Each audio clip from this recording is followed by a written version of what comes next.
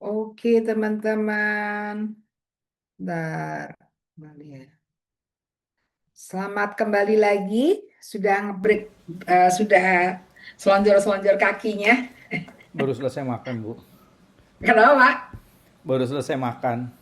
Selamat makan. Sempat makan ya? Harus, Bu. Kalau nggak ntar kena mah, Bu. Oh, sakit mah, Iya. itu. Kalau mah Malam itu. dua kali kan jadi mah gitu. Iya. Saya kalau sudah di atas jam 6 udah nggak makan, Pak. Saya lagi sudah berapa bulan nih? 6 bulan lebih saya lagi EF nih. Hmm. Intermittent fasting. So, saya stop eating jam 6 sore. Makan lagi nanti jam 10 pagi besok pagi. Hmm. Lumayan sih, bisa turun 3 kilo tapi mentok udah nggak turun-turun lagi. Susah ternyata. Aduh. Baik, kita lanjutkan ya, Bapak-bapak. Oke. Itu yang di kereta api masih kedinginan tuh. Pak Farid masih kedinginan. Oke, sekarang kita ngomongin tentang tren di human resources. Karena tadi dengan situasi seperti itu dah, dia ada beberapa tren kalau kita secara global, secara garis besar ada tren eh, globalisasi, ekonomik, labor force, dan teknologi. Kalau kita lihat satu globalisasi dengan adanya tren-tren human resources itu, kita tuh merekrut orang bisa dari mana saja, dari mana saja, dari mana saja, dari apa kemana saja orang tersebut akan kita pekerjakan. Jadi globalization kita akan rekrut orang dari mana saja dan ditempatkan kemana saja. Ya, globalization. Ekonomik juga karena sekarang tadi itu banyak sekali situasi ekonomi yang sangat berubah. Kita pun sekarang HR pun itu harus menyesuaikan. Sekarang orang kalau dulu nih eh, biaya perusahaan, biaya karyawan itu ya, biaya karyawan itu banyak sekali yang menjadi fixed cost. Tapi sekarang udah banyak yang tidak menjadi fixed cost, menjadi sesuai dengan kebutuhan, sesuai karena ada yang namanya kalau kita nanti belajar tentang compensation benefit, ada yang namanya total remuneration, ada yang namanya apa tuh istilahnya. Jadi karyawan itu bisa memilih benefit apa saja yang dia akan dapatkan. Yang penting budgetnya segini nih. Setiap karyawan itu punya budget satu gini. Dia bisa ada beberapa part yang yang wajib. Jadi umpamanya kayak BPJS itu wajib harus karena itu by law. Nah, tapi ada beberapa komponen-komponen yang boleh dipilih. Saya nggak mau dapat allowance untuk makan. Saya nggak mau dapat allowance untuk transport, tapi diganti dengan ini. Karena saya masih single, saya nggak medical yang tambahannya saya nggak perlu banyak, tapi mau dapatkan allowance untuk cuti karena dia lebih senang kalau dia jalan-jalan dapat duit. Nah, gitu. Jadi itu ada namanya KAFI. Nanti kita waktu compensation dan benefit kita akan tahu itu. Jadi secara ekonomi juga akan berbeda penghitungannya. Labor force-nya juga kita sekarang berubah, ya kan? Angkatan kerja kita juga akan lihat berbeda-beda, ya. Teknologi apalagi, ya. Udah teknologi itu cepat banget, absolutnya. 5 tahun kemudian udah berubah, 5 tahun kemudian udah berubah, gitu. Kemudian impact dengan adanya tren tersebut, impact ke company apa? Udah pasti kan, dia harus lebih kompetitif, dia harus cepat respon, mau responsif, mau cost efektif. Karena kalau dia nggak mau cost efektif, dia nggak bisa kompetitif dengan kompetitor yang lain. Kemudian skill dan kompetensi karyawan pun berubah. Dulu tukang ketik, sekretaris harus ngetik. Dulu kan di tesnya ngetik cepet-cepetan pakai mesin ketik itu. Berapa, 1 menit berapa word gitu. Kalau sekarang udah nggak penting itu kayak gitu. Sekarang ngomong bisa langsung ketik sendiri kok. Ngomong langsung ketik sendiri gitu kan. Jadi skill dan kompetensinya juga berubah sekarang. Dulu orang sekretaris harus bisa bikin PowerPoint yang canggih, yang bagus, yang rapi. Sekarang sudah banyak yang bisa bikinin langsung jadi, ya kan? Jadi kerjaan kerjaan yang banyak berubah tuh sekarang bekerja sekretaris sebenarnya, personal assistant ya, sekretaris ya lebih pada sekretaris ya. Kalau personal assistant masih masih, karena kalau personal assistant itu ngurusinya macam-macam, nggak cuma administrasi di kantor kan. Kemudian kalau impact untuk companies-nya juga yang selain impact yang sebelah kiri, yang sebelah kanan, banyak sekali sekarang karena banyak pekerjaan-pekerjaan yang berubah, yang digantikan dengan teknologi, dengan AI, dengan robot, ya mau nggak mau eh, size-nya akan lebih sedikit, lebih kecil, ya downsize. Flatter organization, ya. Dulu kan hierarkinya sampai 12 atau 10 layer loh. Sekarang mungkin 5, 4 itu sudah banyak. Dengan adanya globalisasi, mau nggak mau perusahaan tuh kadang-kadang harus merekrut orang yang di luar dari negaranya, yang mempunyai culture yang berbeda. Jadi juga harus eh, menghadapi diversification, culture dan generation, ya tidak cuma culture tapi generasinya juga berbeda-beda. Kemudian kita harus sebagai seorang company, sebuah company harus banyak melakukan empowerment. Ya, tidak seperti dulu. Kalau semuanya kan dulu diatur detail semuanya. Kalau sekarang harus kasih empowerment pada karya-karya. Apalagi dengan adanya generasi milenial dan Gen Z itu kalau mereka nggak dikasih empower ya mereka akan pergi. Dan semua data base itu decision itu akan berdasarkan database.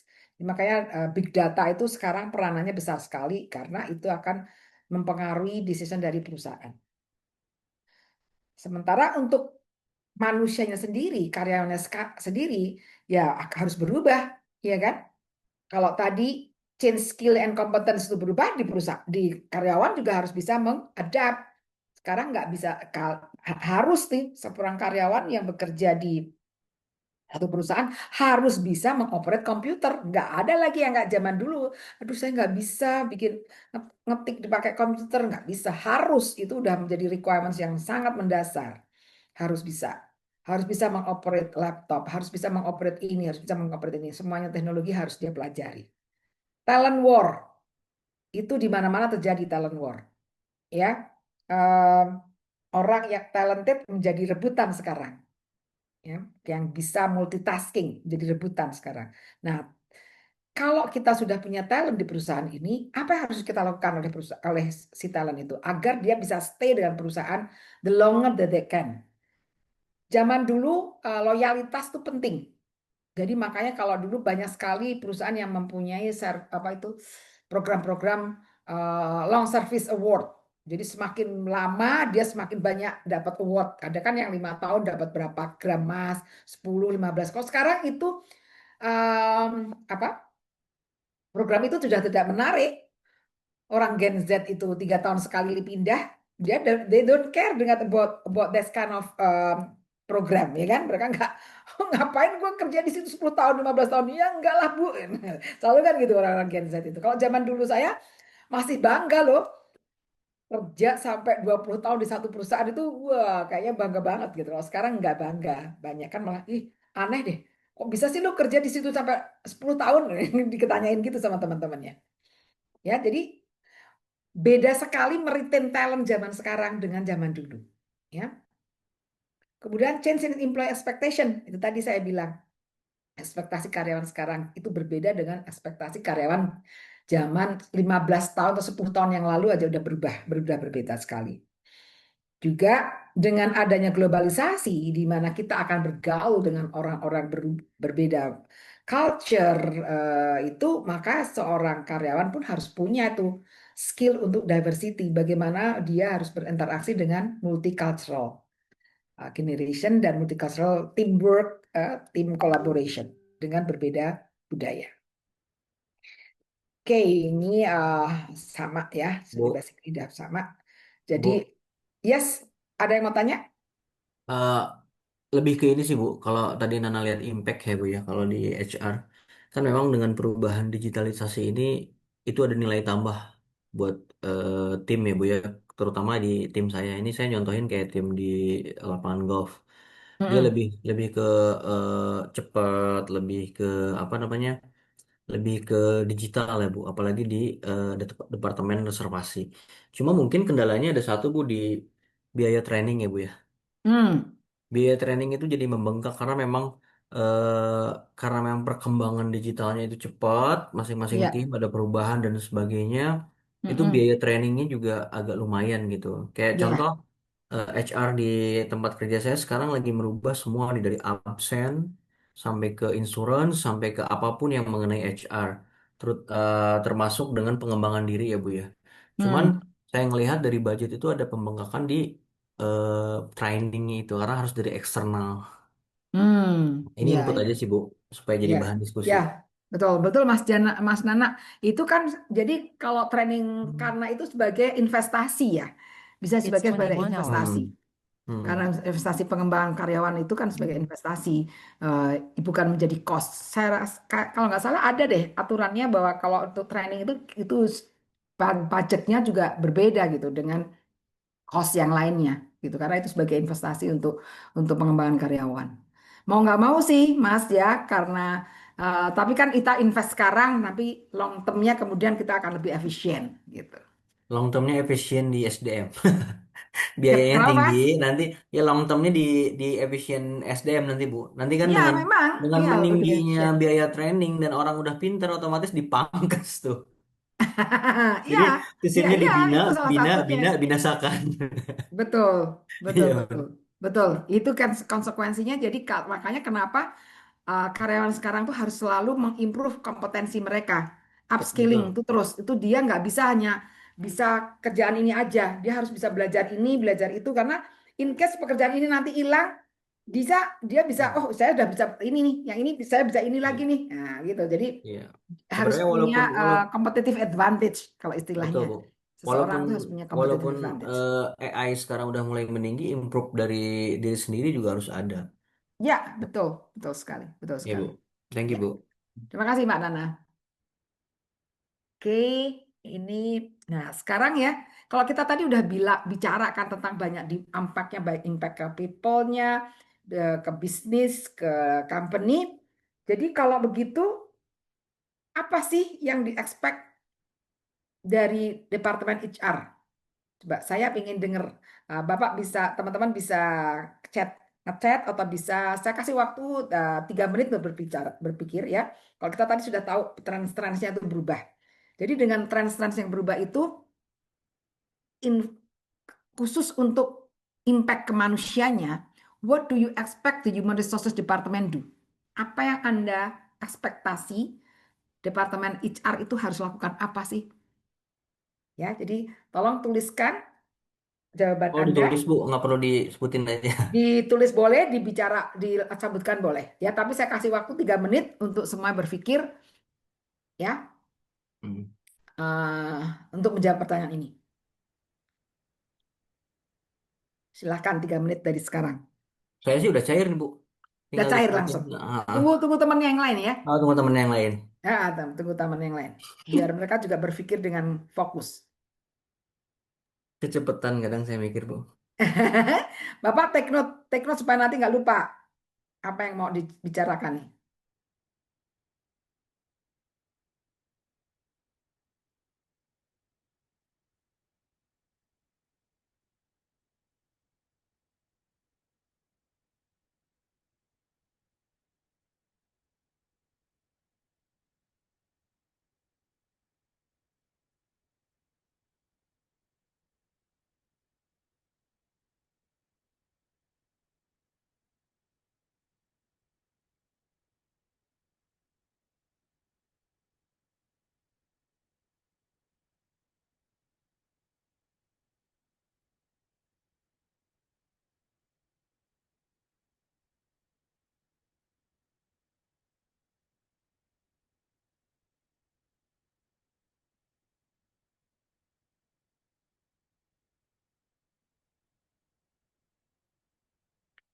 Oke, silakan. Siapa yang mau mulai dulu tadi, Pak Nana sudah mulai Boleh duluan Bu. ya? Mm-mm. Nana sih lebih ke experience Nana ya Bu ya di tempat kerja Ya, ya. Karena memang logik aja kalau HR itu impactnya yang jelas ya pasti ada beberapa yang pertama adalah kebutuhan skill atau kompetensi kan. ya, Dimana lebih ke dengan proses baru memiliki kemampuan service excellent kan membuat timnya. Terus lalu kita ngelihat dari retensi dari talentnya sendiri kan karir pathnya yang jelas, program penghargaan ada gitu kan Bu. Budaya kerjanya oke, jadi menarik, itu kan perlu juga terus impact perubahan apa ya, ekspektasi karyawannya juga pasti ya kan ada berubah. work life balance-nya, terus Oke, kesempatan berkembangnya kan itu sebuah harapan juga. Terus yang paling oke, utama adalah lingkungan kerja yang sehat gitu. oke, Nah, kalau dari segi organisasi ya pastinya lebih responsif ya Bu ya. Jadi ya oke, struktur organisasinya dibuat lebih flat. Terus timnya untuk mengambil apa cara decision makernya lebih bagus, proses lebih cepat tanpa ada birokrasi dan sebagainya. Jadi oke. Jadi ada lebih beberapa ke ya tadi ya. Working Mm-mm. environment harus Iya, dijaga. iya, iya, Kemudian ekspektasi dari karyawan tuh akan sudah berubah.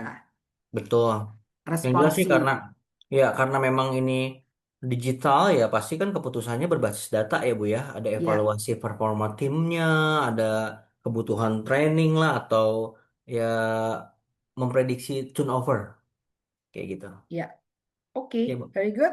Terima kasih Pak Nana. Ada lagi? Silakan yang lain. Pak Victor, Pak Farid. Boleh Bu, saya Bu. Boleh Pak Victor. Ekspektasi saya Bu ya. Sebenarnya sih tadi di depan udah sempat di Ekspektasi seorang di departemen HR tuh harus HR. ngapain gitu. Oke. Yang pasti untuk zaman sekarang Bu ya, kita bicaranya ya. Mm-mm. Jadi eh, bukannya sekedar sebagai administratif. Dulu kan yang Mm-mm. tadi Ibu jelasin tuh, dan administrasi sebagai penerima apa namanya? Karyawan. Nah, tapi kita bisa menjadi bagian dari sebuah proses bisnis kalau boleh dibilang apa ya? Mitra yang penting lah, bagian yang penting di dalam Oke, sebuah proses bisnis.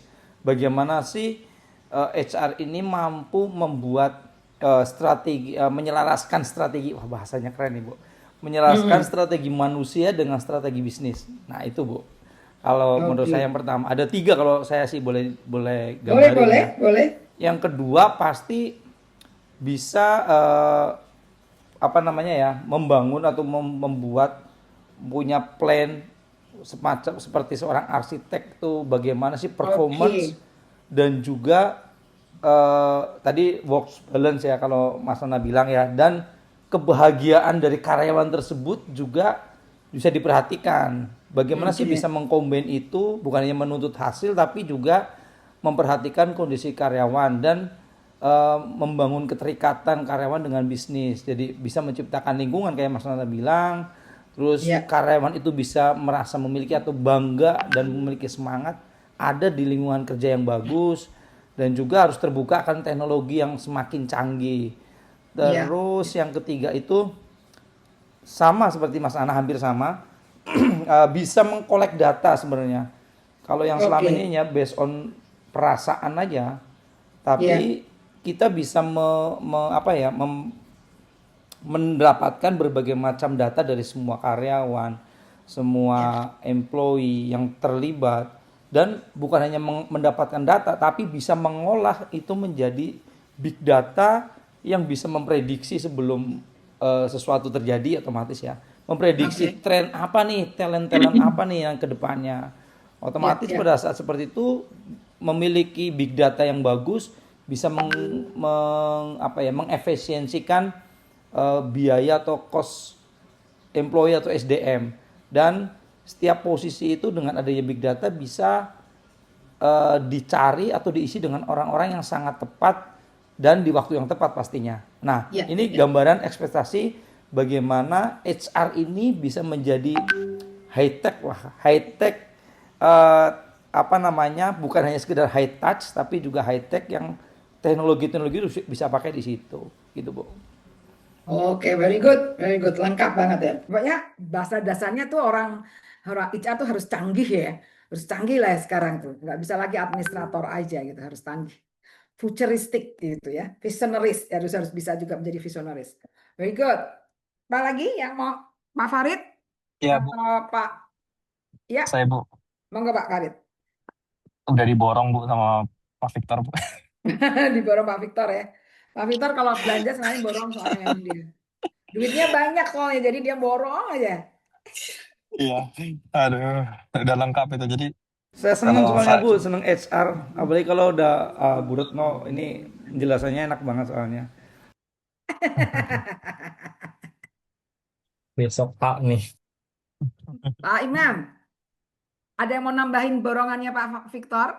Mas Farid belum Oh, selesai tadi Bu. bukan Pak Farid Bu Oh ya? belum Pak Victor, jadi tadi makanya kok diem aja Pak Mas Victor, Farid, Pak Mas Farid. Farid.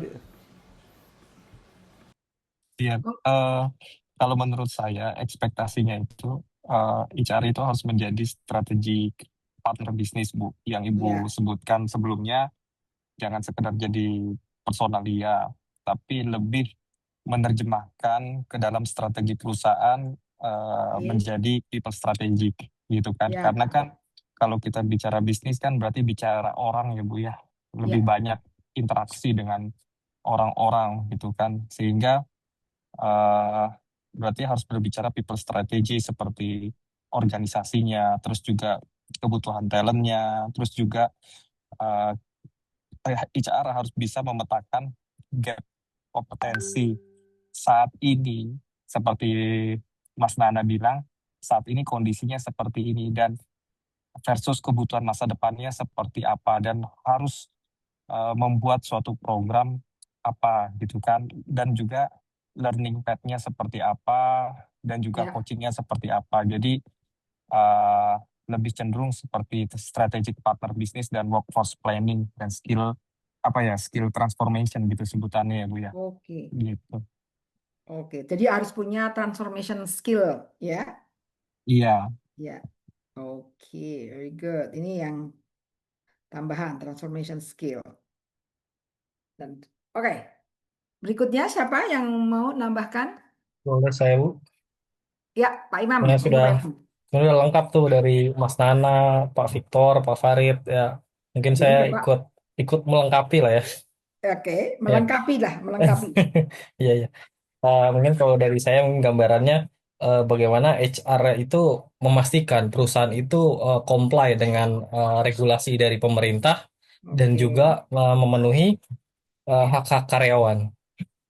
oke, Oke, terus selanjutnya HR memastikan bahwa karyawan itu ya tadi yang kaitannya dengan hak itu memastikan bahwa karyawan itu sejahtera karena dengan oke, sejahtera itu karyawan bisa mungkin lebih fokus ke pekerjaan sehingga akan bertambah terhadap motivasi kerjanya gitu. oke, Terus oke, menciptakan lingkungan kerja juga yang positif karena kan kalau oke, lingkungan kerja toksik juga bagaimana mereka bisa mengembangkan kreativitas lah ya istilahnya ya, membuat kreasi dan HR juga mampu menjembatani antara misalnya ada saran dan keluhan dari karyawan mhm, terhadap perusahaan kan nggak mungkin juga perusahaan tutup tutup mata atau tidak mendengar suara itu karena untuk bahan improvisasi dan perbaikan ke depannya.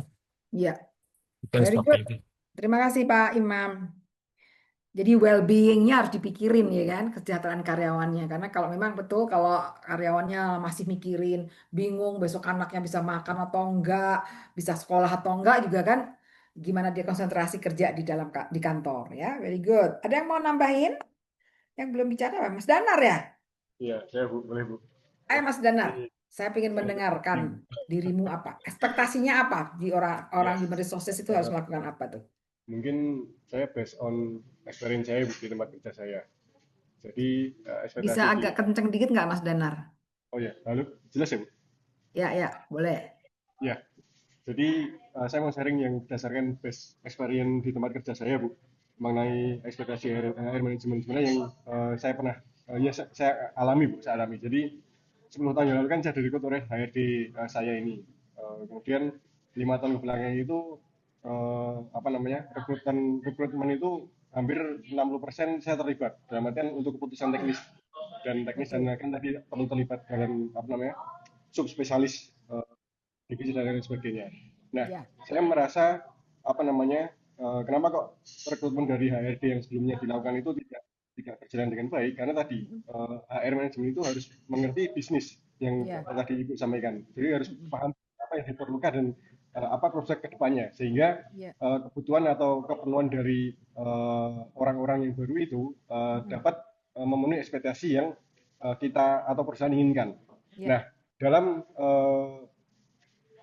apa namanya berjalannya itu hal yang paling susah itu hal yang paling tidak mudah ya dalam artian berat itu adalah bagaimana menjaga ininya Bu apa namanya lingkungan dalam artian budaya kerjanya bagaimana tren yang terjadi tadi banyak apa namanya freelance banyak outsourcing di tempat saya juga tapi bisa bersatu dalam budaya kerja yang ada di perusahaan.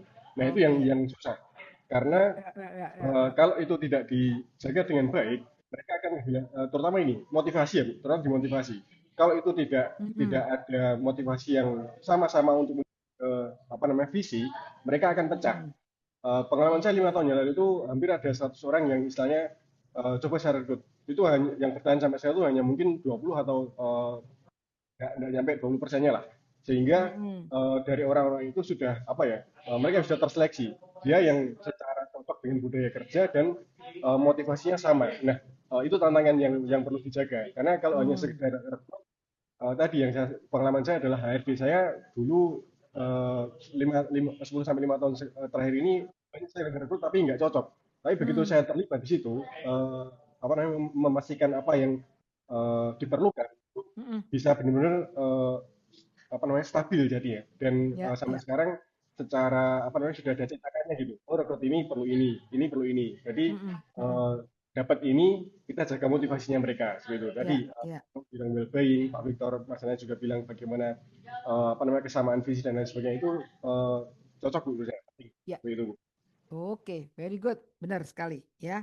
Memang harus ngomongin karena kalau dia tahu bisnis, jadi dia waktu mensupport departemen lain pun inline dengan bisnis, kebutuhan bisnis itu akan terpenuhi. Oke, nah kalau ini tadi kan kita udah tahu bahwa HR tuh harus seperti ini dong, harus seperti ini, seperti ini, seperti ini. Jadi kalau supaya dia bisa seperti itu tadi, skill apa yang dibutuhkan oleh seorang HR?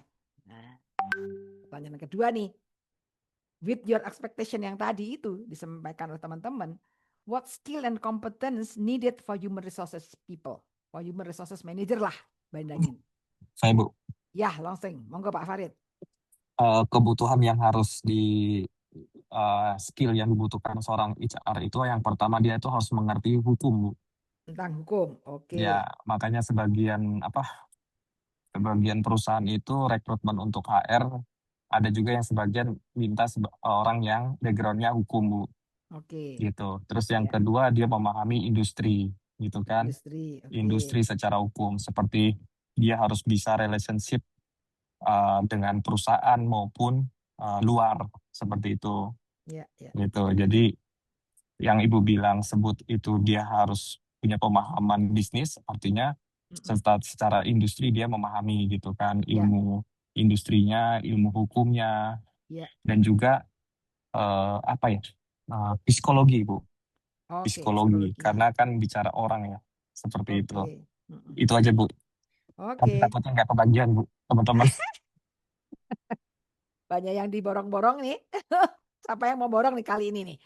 Oke, terima kasih. Jadi ya dia harus tahu aturan ya hukum, tahu tentang knowledge tentang industrinya seperti apa dan juga ada ilmu psikologi sedikit lah karena berhubungan dengan manusia. Tidak perlu harus menjadi psikolog gitu ya, tapi tahu cara bagaimana mengelola orang. Oke, ada lagi? Pak Victor atau Pak Nana atau Pak? Boleh, saya Bu ya. Saya nggak borong Bu, tenang aja. Kalau yang masih inline dengan yang saya sampaikan tadi, pasti yang pertama pasti harus tahu bisnis, strategi, paham. Itu udah pakai, udah menjadi hal yang penting jadi seorang HR. Strategi bisnisnya itu seperti apa sih agar bisa inline apa yang menjadi kebijakan. Yang kedua kalau tadi bicara tentang big data, digitalisasi, data analitik ya Berarti seorang HR itu juga memiliki pemahaman berkaitan dengan big data, terus Oke. data analitik, digitalisasi, literasi lah paling enggak Ya. itu harus memiliki penguasaan strategi sama agar lebih kompetitif dan responsif itu ya paling enggak memahami apa ya strategi navigator untuk apa namanya ini employee itu Oke. penting banget agar bisa sesuai. Dan sebenarnya yang penting itu juga ini Bu, apa nama emotional intelligence ya. Emotional Intelligence intelligence. ya, sama Oke. komunikasi itu penting kalau menurut saya sih Komunikasi. Ya, betul sebagai sekali. seorang HR. Kalau yang lain mungkin kayak Ya. tadi Mas Farid udah sampein compliance, etik gitulah Bu. Ya, ya. Oke, good. Terima kasih. Ada lagi? Mbak Nana mau nambahin atau cukup?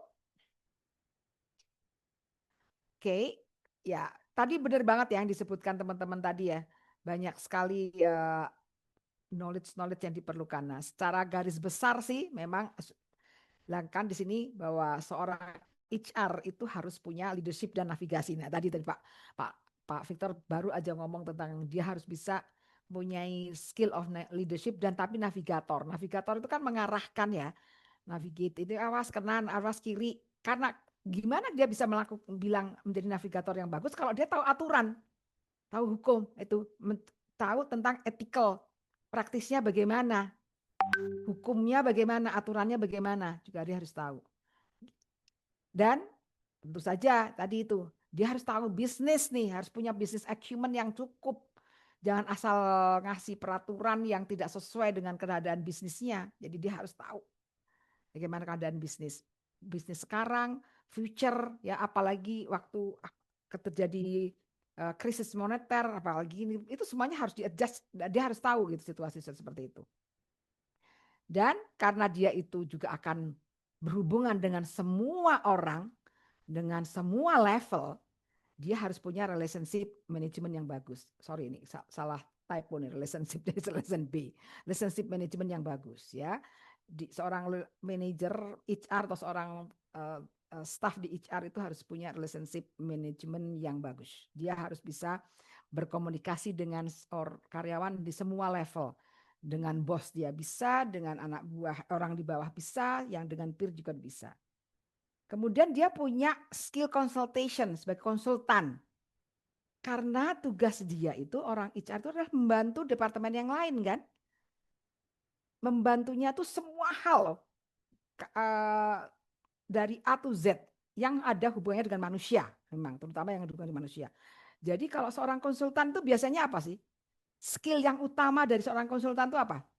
Teman-teman semua pasti sudah sering berhubungan dengan Coaching ya, Bu? sebelum jadi konsultan. Kalau konsultan inilah, konsultan yang general, itu pertama kali konsultan itu selalu ngapain? Komunikasi Bu kan. Bertanya kan, selalu tanya kan. Di tempat Bapak ada apa? Ini sudah dilakukan belum Pak? Ini ada ini enggak Pak? Kan selalu tanya kan. Prosesnya gimana Pak? Sudah sampai mana Pak? Selalu gitu kan. Konsultan tuh kerjaannya cuma nanya loh. Iya enggak? Coba Bapak reflect deh. Oh iya ya, dia nanya ini, nanya itu, punya ini enggak Pak? Sudah punya ini belum? Sudah punya ini belum? Bapak selama ini kalau lakukan ini bagaimana? Pertanyaan semua. Dan itu seorang HR manager diharapkan bisa memberikan the right questions to their business partner untuk kepada teman yang lain di departemen. Namanya ada komplain, ada situasi seperti ini di departemen itu. Si HR manager atau HR staff tersebut juga harus bisa bertanya, menggali ini kenapa kira-kira bisa terjadi seperti ini? Penyebabnya apa saja? Apa yang sudah Bapak lakukan selama ini?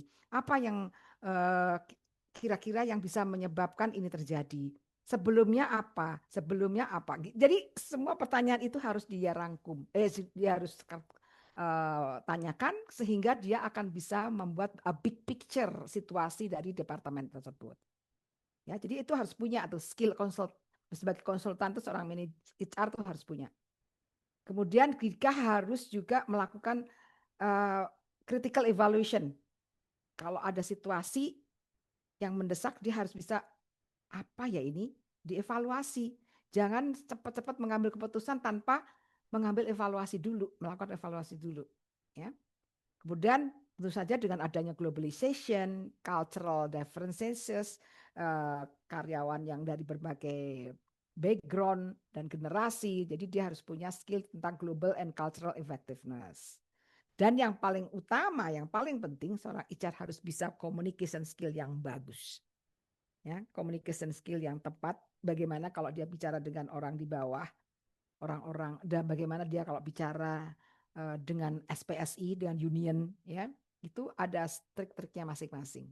Ya, ini secara garis besar seorang HR manager atau orang HR staff yang atau HR leader atau HR team itu harus punya skill-skill ini, kompetensi. Memang berbeda levelingnya, ya. Kalau seorang HR manager, business acumen-nya mungkin dia harus level 5. Tapi kalau HR staff mungkin cukup dia level 3. Tapi tidak boleh sama sekali nggak tahu tentang bisnis. Ya, karena bagaimanapun dia pasti akan encounter dengan situasi bisnis sesuai dengan level dia lah, gitu ya. Mungkin masing-masing juga berbeda. Oke, tapi harus punya semua dengan leveling yang berbeda. Makanya ada yang kalau teman-teman dengar ada namanya functional kompetensi. Di dalam functional kompetensi itu ada level.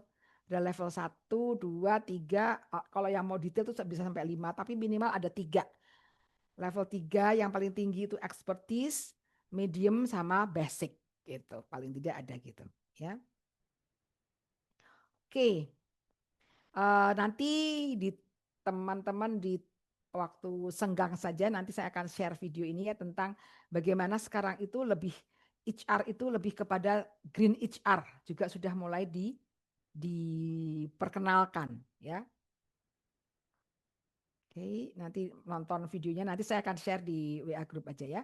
Nah, ada lagi di dalam human resources ini ada responsibility yang saya tadi bilang bahwa seorang manajer di semua departemen adalah manajer HR untuk departemen mereka masing-masing.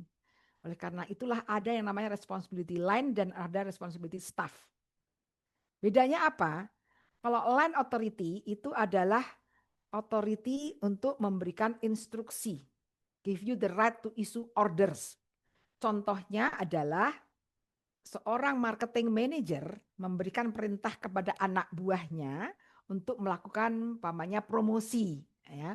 Instruksi-instruksi yang berhubungan dengan pekerjaannya, role dan fungsinya. Itu namanya line authority. Line namanya garis, jadi atas ke bawah gitu ya. Sementara yang kedua adalah staff authority. Kalau staff authority itu adalah give you the right to advise other in the organization. Jadi memberikan advice kepada departemen lain. Contohnya adalah seorang HR manager memberikan advice kepada departemen sales bagaimana cara mengcoach seorang yang sedang seperti ini. Bagaimana cara menginterview yang benar. Bagaimana cara mengevaluasi kinerja karyawan. Ya, itu namanya staff authority. Jadi giving advice to other department. Kalau line itu giving instruction kepada namanya line ya, garis dah. Giving instruction atau order kepada departemen mereka masing-masing. Gitu ya. Jadi tolong diingat ada namanya line dan staff function. Oke. Nah, contohnya seorang manager atau line manager, yaitu line manager itu biasanya adalah manajer selain dari departemen HR ya, manajer non HR. Nah, biasanya orang HR ngomongnya line manager orang yang ada di line itu manajer itu mempunyai tugas human resources duties. Seperti yang tadi bilang, bahwa seorang manajer di departemen itu adalah HR manager untuk departemennya dia. Karena apa? Karena dia banyak melakukan fungsi-fungsi HR untuk departemennya dia. Yang pertama job placement. Ya, waktu dia harus menempatkan si A mengerjakan pekerjaan ini. Itu kan ada skill dari HR-nya. Dia harus tahu bagaimana mentrain orang, bagaimana dia melakukan job evaluasi. Jadi dia akan menempatkan orang tepat sesuai dengan kompetensi tersebut. Kemudian yang kedua, setelah orang tersebut ada di departemennya atau sudah bekerja, dia harus melakukan orientation training kepada karyawan baru tersebut. Ya kan? Karena dia yang lebih tahu situasi dari departemen tersebut, bukan orang HR. Orang HR memberikan training yang lebih general, umpamanya company policy, culture, ya tentang itu yang general-general. Tapi untuk departemen dia masing sendiri, yang lebih tahu adalah si manajernya tersebut. Makanya dia harus memberikan training langsung kepada anak buahnya yang baru tersebut. Dia juga yang harus bertanggung jawab atas performance-nya dari anak buah tersebut. Bukan HR lagi. HR hanya menyediakan rule, tools, cara ini loh Pak, kalau mau mengevaluasi kinerja karyawan, ini harus pakai tools ini. Stepnya Pak, Bapak tentukan dulu KPI-nya apa di awal tahun, apa yang dia expect.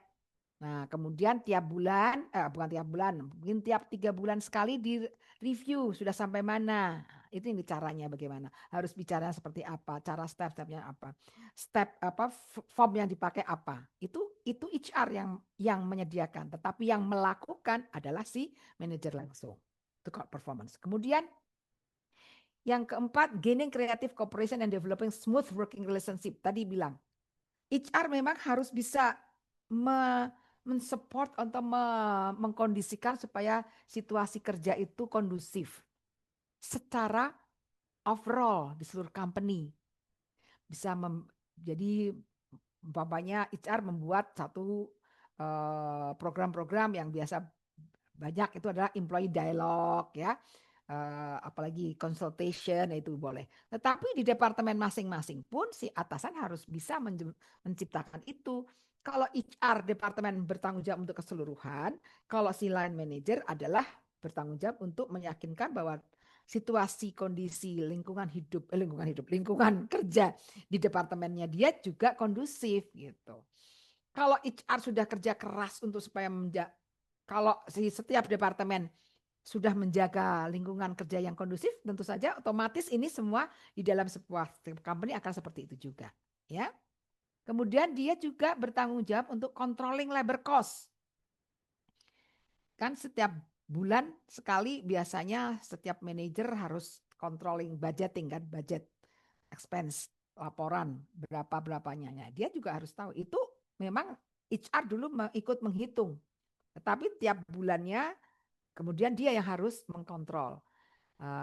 Dia juga yang harus tahu bagaimana, oh dia ada planning nih, nanti tahun depan ada beberapa orang yang saya mutasi. Nah, biaya mutasinya berapa? Dia harus tahu cara menghitungnya.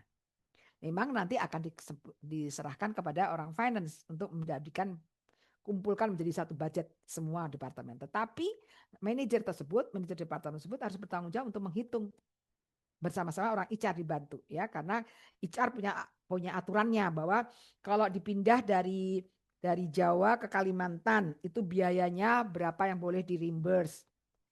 Terus kemudian biaya kontrak rumahnya boleh berapa banyak. Itu semuanya policy-nya dari orang HR. Tetapi yang tahu siapa, berapa orang, kemana kan departemen head tersebut atau manajer tersebut. Jadi dia juga harus menghitung. Kemudian tentang development abilities-nya. Kita besok tahun depan akan ada launching produk yang baru nih. Anak buah saya sudah punya capabilities untuk itu enggak ya, untuk produk yang baru. Dia juga yang harus mempersiapkan dari sekarang.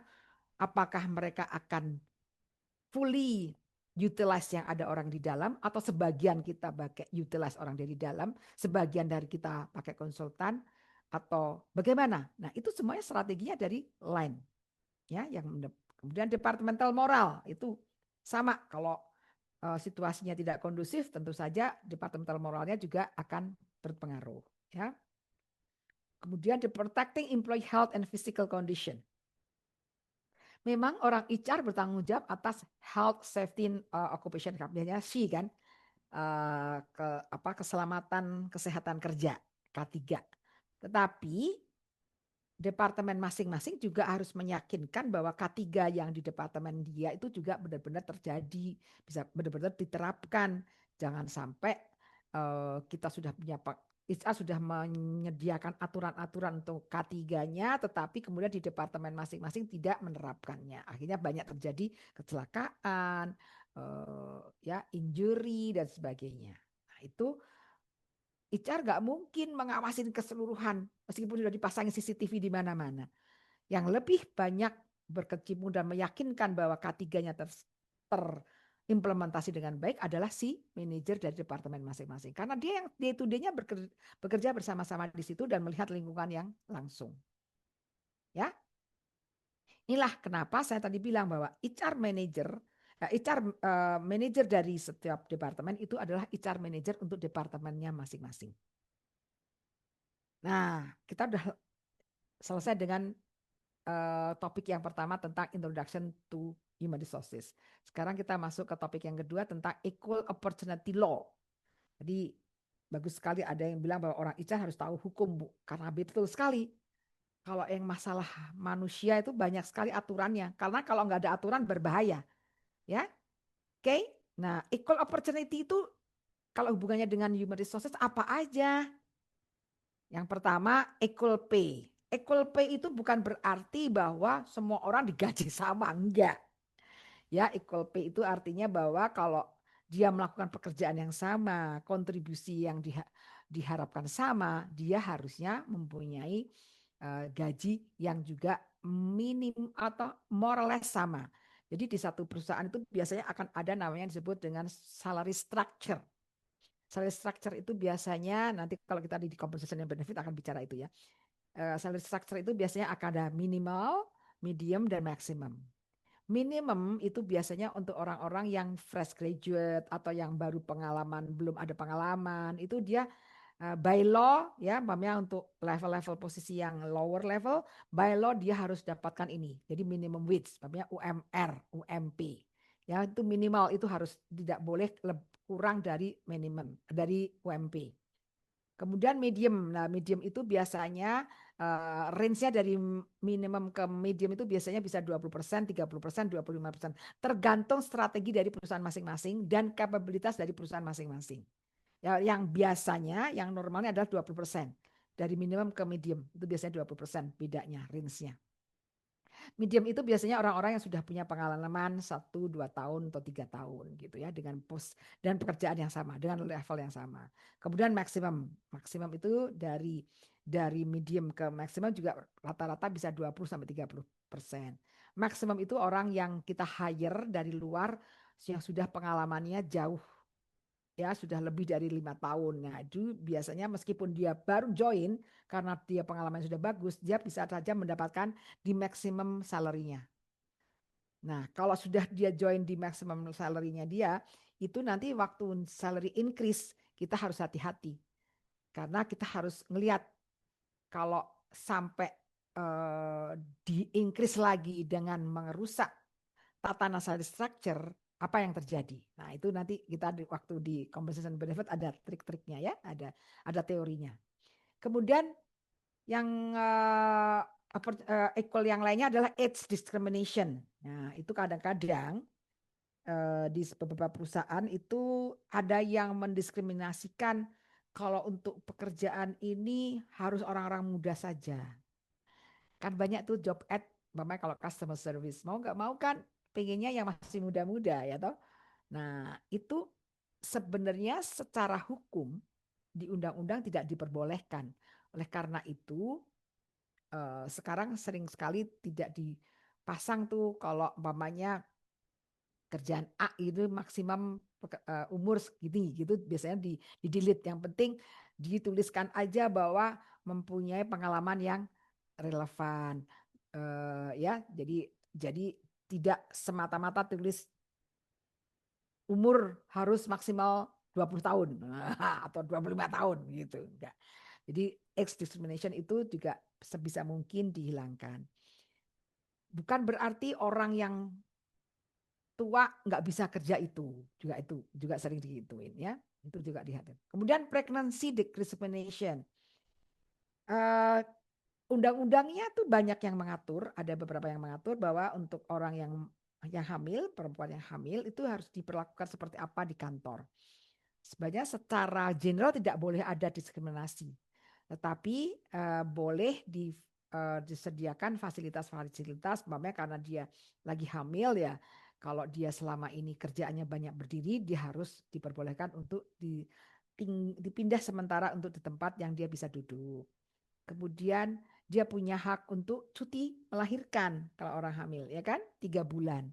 Em, di, di aturan sih 1,5 bulan sebelum melahirkan dan 1,5 setelah melahirkan. Tetapi dalam kenyataannya biasanya perusahaan akan lebih fleksibel. Kalau dia sehat, dia biasanya diperbolehkan selama ada surat keterangan dari dokter, dia diperbolehkan untuk bekerja sampai namanya 2 minggu sebelum melahirkan. Karena lebih baik dia akan lama di rumah setelah ada babynya kan. Kalau lama di rumah tapi belum ada babynya ngapain? Sayang waktunya gitu kan.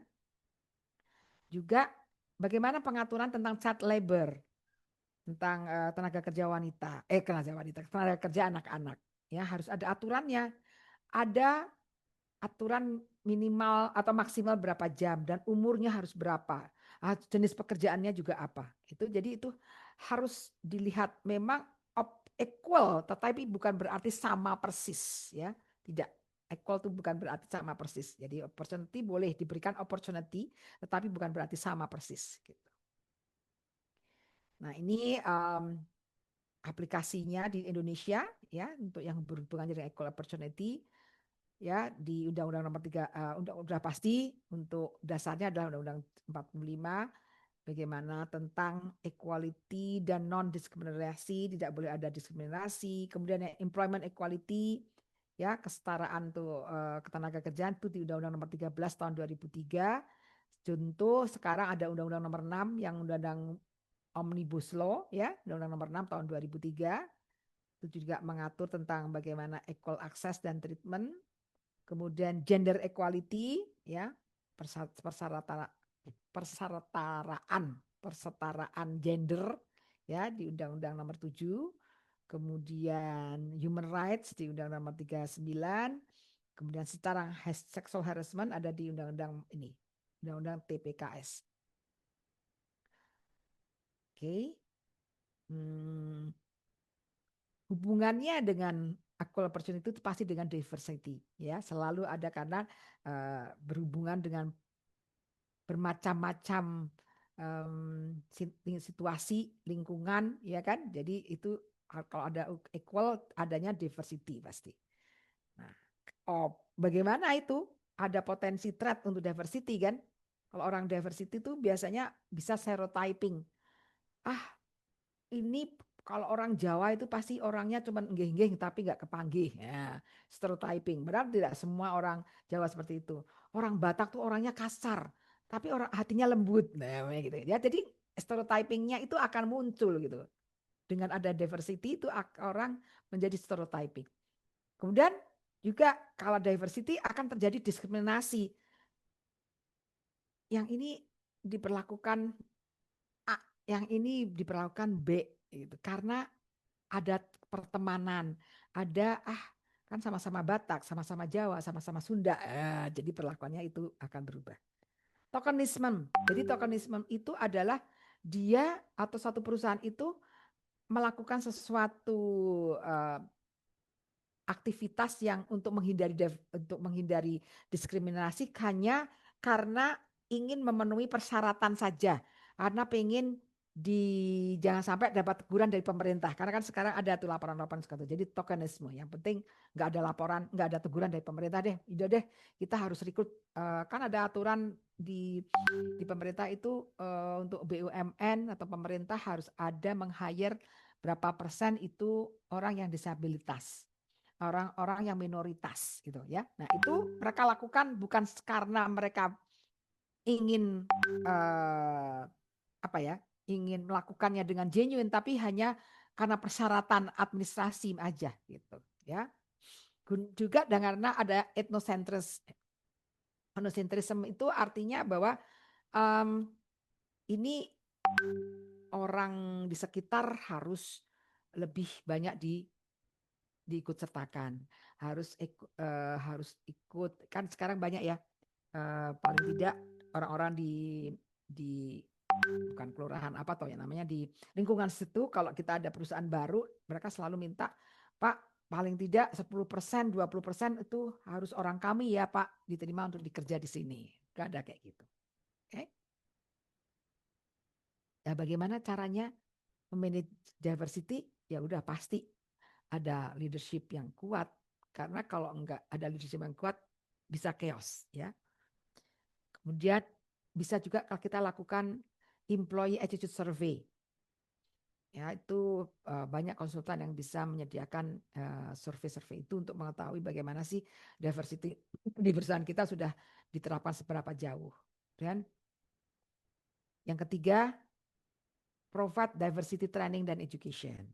Ya, secara knowledge supaya dikasih tahu karyawan itu diversity itu seperti apa sih, bagaimana kamu harus berperilaku sesuai dengan diversity management di kantor kita. Kemudian kita berikan change culture atau change management system. Ya, itu bagaimana yang kalau ingin lebih enforce lagi adalah dibikin KPI untuk masing-masing manajer tentang penerapan diversity di departemen mereka masing-masing. Ya, karena kadang-kadang orang itu kalau uh, tidak ada carrot dan sticknya itu males. Jadi dibikin nih supaya ada carrot dan ada sticknya. Kalau dia nggak menerapkan atau sampai dia melanggar tentang diversity atau equality-nya di departemen dia, bisa mengurangi nilai performance kinerjanya dia review gitu ya. Jadi itu bisa juga lakukan itu. Kemudian mengevaluasi the diversity management programs. Kalau kita sudah punya program-program diversity, kita harus evaluasi secara reguler. Apakah program-program itu masih applicable enggak? Karena belum tentu kalau program itu 5 tahun yang lalu masih bisa diterapkan, sekarang sudah berubah situasinya, ya kita harus berubah gitu ya. Sesuaikan dengan situasi dan kondisinya. Yang topik yang berikutnya yang juga biasanya akan di bawah supervisorinya seorang orang HR, yaitu tentang apabila terjadi sexual harassment. Apa sih sexual harassment? Sexual harassment itu tidak selalu berupa ini ya, physical touch atau apa enggak ya. Tapi juga harassment ngomong, bicara lesan itu juga bisa sebagai harassment. On the basis of sex that has the purpose or effect for substantially interfering with a person's work performance or creating an intimidating, hostile or offensive work environment. Jadi situasi, pokoknya semua tindakan bisa physical touch, pressure atau apa ya namanya kalimat-kalimat yang mengintimidasi yang membuat orang itu menjadi tidak nyaman di dalam lingkungan pekerjaannya. Ya.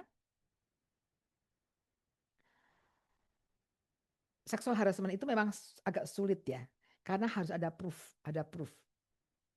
Ya, jadi ada sesuatu kejadian yang ada proofnya, ada buktinya, ada saksinya. Jadi kadang-kadang kenapa kasus-kasus sexual harassment itu seringkali menjadi diem aja, nggak ada yang berani follow up.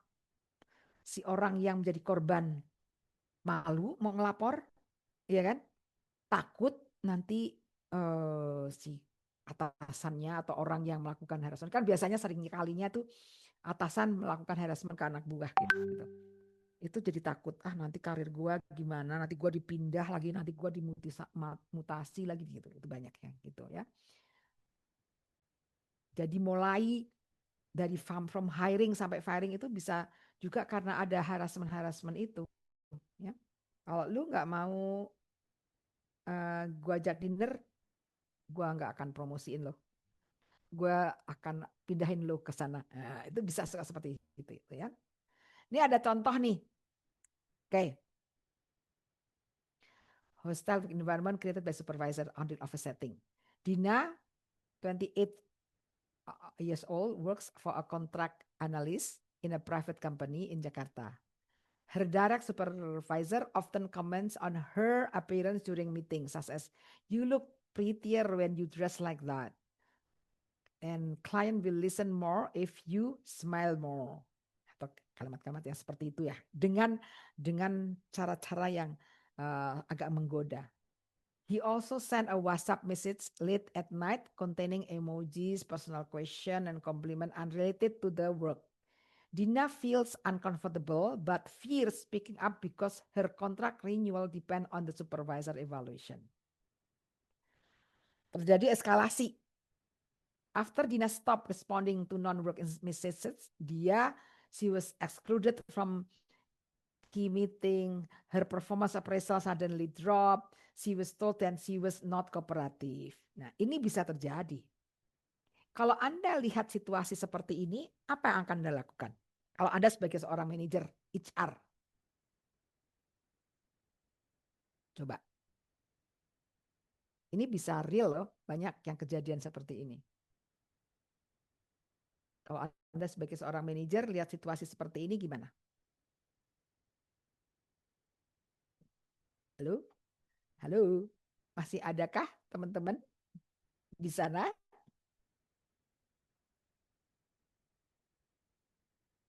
Halo? Monggo, ayo. Apa yang akan Anda lakukan kalau lihat situasi ini, seperti ini? Kalau Anda sebagai HR manager ya.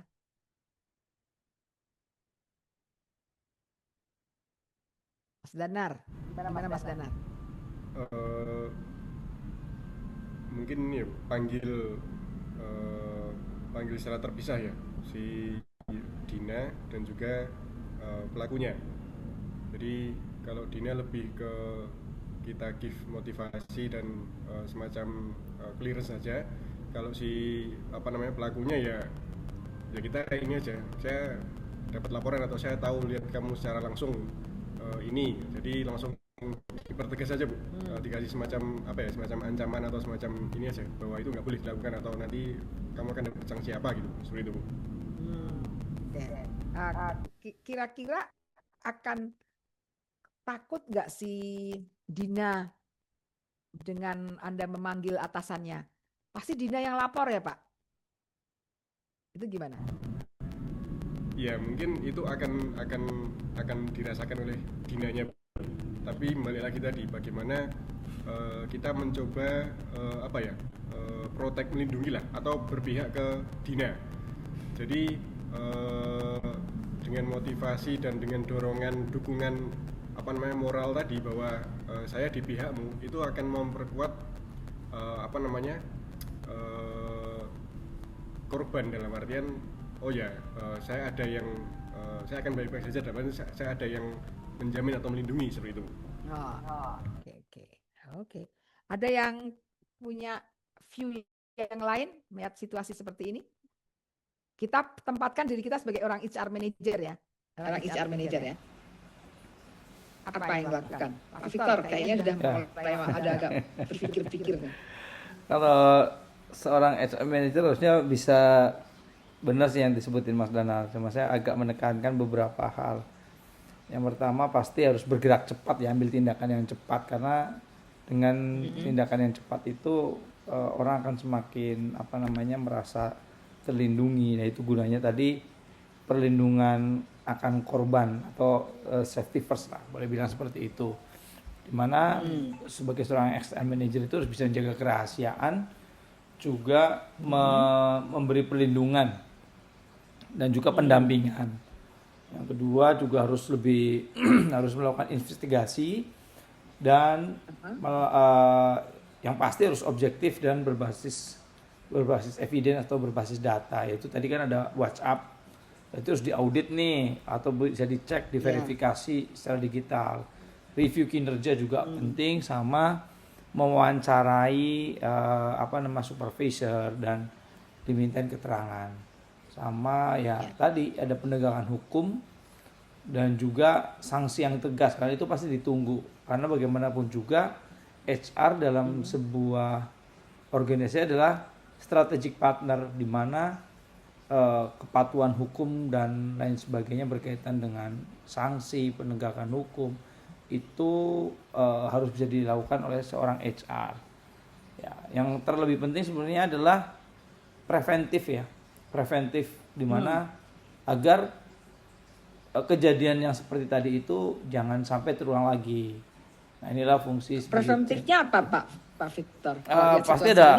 Contohnya misalkan ini Bu, ada pelatihan ya, training keberagaman, ada etika juga, terus ada juga membangun sistem whistleblowing misalkan yang sekarang ada, Oke. di mana orang bisa menyampaikan sesuatu tanpa perlu merasa takut, atau Ya, psychological safety itu juga perlu.